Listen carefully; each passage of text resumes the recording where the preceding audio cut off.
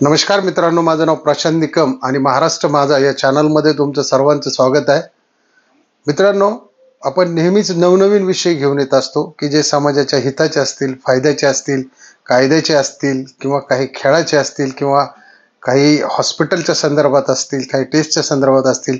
त्याच्यामुळे जर चॅनलला सबस्क्राईब केलं नसेल तर चॅनलला सबस्क्राईब करा आणि चॅनलला असाच सपोर्ट करा, कारण आजचा सुद्धा विषय असा खूप सेन्सिटिव्ह आहे. तुम्ही थंबनेलवरती पाहिलं असेल की साप चावल्यानंतर डॉक्टर लोक जास्तीत जास्त सलाईन का चढवतात किंवा आय व्ही का चढवतात, तर त्याची काही कारण आहेत. तर आपण आज पाहणार आहोत की सापामध्ये अशी कुठली विषारी पद्धत असते किंवा साप चावल्यानंतर काय करायचंय आणि काय नाही करायचंय. तर हे आपण सर्व गोष्टी आज सविस्तर पाहणार आहोत. तर मित्रांनो, सगळ्याच पद्धतीचे साप आढळतात. ते काही सगळे विषारी नसतात, पण त्याच्यामध्ये बहुतांशी विषारी असतात, पण त्याचं आपल्याला काही माहिती नसतं. आता सर्वसामान्य म्हणजे पाण्यामध्ये जे काही धामीन वगैरे असतात ते काही विषारी नसतात. त्यांना तर म्हणजे ते गारोड्याची मुलं वगैरे त्यांना हातात घेऊन सुद्धा फिरतात. तर असे बरेच साप आहेत की ते काही विषारी नाहीत, पण असे बरेच साप आहेत की ते विषारी आहेत आणि काही काही तर खूप विषारी आहेत. तर आपण पाहूया की सापाच्या लाळेमध्ये काय असतं की एक पॅरोटीन नावाची ग्रंथी असते. समजा आपल्याला जर एखादी गोष्ट खायला जर आवडली आणि ती पचायला जर जड असेल, तर आपण ज्यावेळेस त्या वस्तूकडे पाहतो किंवा त्या खाण्याकडे पाहतो त्यावेळेस आपल्या तोंडाला जास्त लाळ सुटते, कारण ते पचवायला जास्त जड असतं, त्यामुळे ती जास्त लाळ सुटते. आणि कमी पचवणार असेल तर ऑटोमॅटिकली आपण त्या ह्याच्याकडे पाहिल्यानंतर ती कमी पद्धतीची लाळ सुटते. तसंच जर साप जर जोरात चावला तर त्या ज्या पॅरोटीन ग्रंथी आहेत त्या त्याच्या दातावरती येतात आणि दातातून त्या डायरेक्ट आपल्या शरीरामध्ये इंजेक्ट होतात, म्हणजे शरीरामध्ये त्या जातात.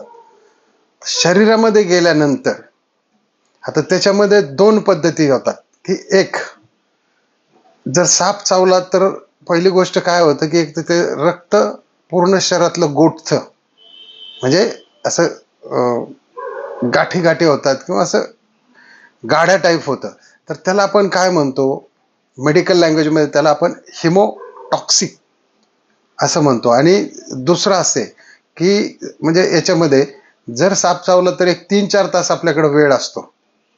तर त्या वेळामध्ये आपण त्याला काही प्रिकॉशन घेऊन आपण दवाखान्यावर पोहोचू शकतो. आणि दुसरं असं आहे की काही साप म्हणजे ब्लॅक कॉब्रा असतील, असे बरेच काही व्हरायटीज आहेत की त्याच्यामध्ये त्यांनी जर आपल्याला चावा घेतला तर काही सेकंदातच ते आपलं ब्रेन लॉक करतात किंवा ब्रेन बंद पाडतात.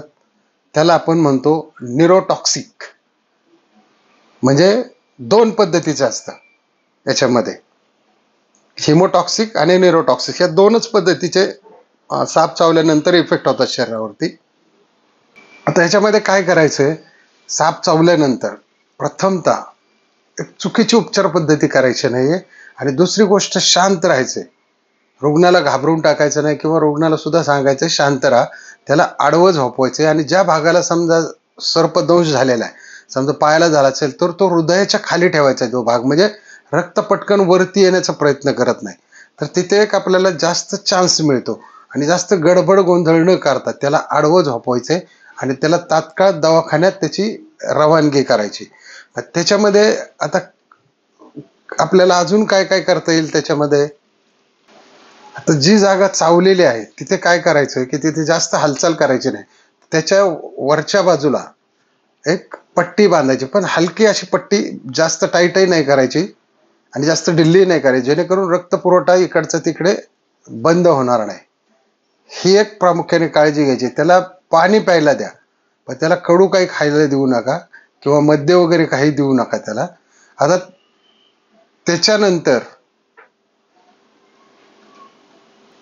जे आपण सिनेमामध्ये पाहतो की ते सापाचं विष ओढून काढलं जातं, तर त्याच्यामध्ये काय असतं की तसं करू नका. त्याच्यामध्ये पुढच्याच्या सुद्धा जीवाला धोका होण्याची शक्यता असते. कुठला झाडपाला किंवा मुळी किंवा कुठलाही आयुर्वेदिक उपचार किंवा घरगुती उपचार किंवा भस्म ताईत याचा कुठलाही वापर करू नका.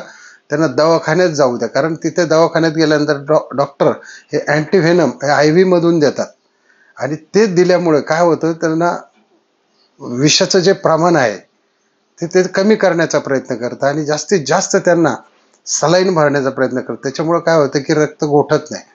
म्हणजे साधारणतः एक 2-3-4 दिवस जर ठेवलं तर एक 5, 10, 15 बॉटल भरल्या जातात. तर त्याच्यामुळे ते रक्त गोठत नाही. आणि अँटीव्हेनम जे इंजेक्शन आहे त्याच्यामुळे काय होतं की तुमच्या शरीरातलं जे विषाचं प्रमाण आहे ते खूप कमी कमी कमी कमी व्हायला लागतं आणि रुग्णाला बरं वाटायला लागतं. आणि जास्त करून जे साप असतात ते हिमोटॉक्सिक असतात, म्हणजे ज्याच्यामध्ये रक्त गोठण्याची प्रक्रिया चालू होते.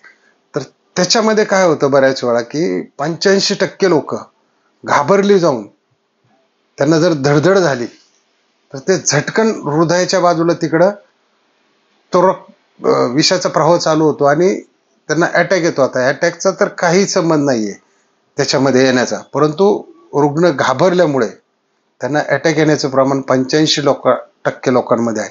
पूर्वी बघा तुम्ही गावामध्ये जर सर्पदंश झाला तर देवळामध्ये बसवायचे, लिंबाचा पाला आणि घंट्या वाजवायचे, फिरवायचे, पण ते साप त्यावेळी ते विषारी नसायचे, परंतु ती एक मनात बसलेली भीती असायची आणि उलट औषध करायचे, कडू खायला द्यायची. तर तसं न करता रुग्णाला पाणी प्यायला दिल्यानंतर ते पाणी रक्त गोठत नाही, परंतु ते पोटातून रक्तात मिसळायला बराच वेळ लागतो.